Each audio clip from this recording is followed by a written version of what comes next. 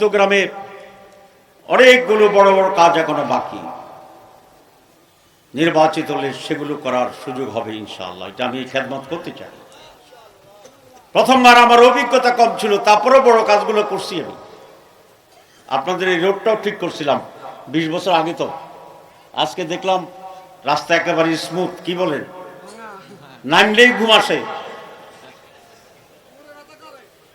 আমাদের একসময় প্রেসিডেন্ট, অন্য দলের নাম বললাম না, তো উনি সেই দলের সেক্রেটারি জেনারেল, অন্যরা একই এলাকার লোক, এলজিডি মন্ত্রী ছিল।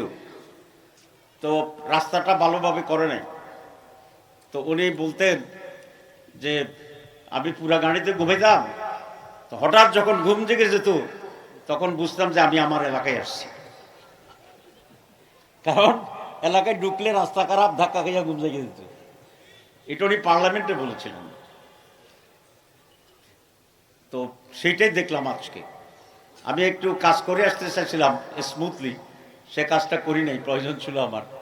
কারণ আমাকে বেলাল বলতেছিল যে রাস্তা এত খারাপ, আপনাকে আগেই যেতে হইবে।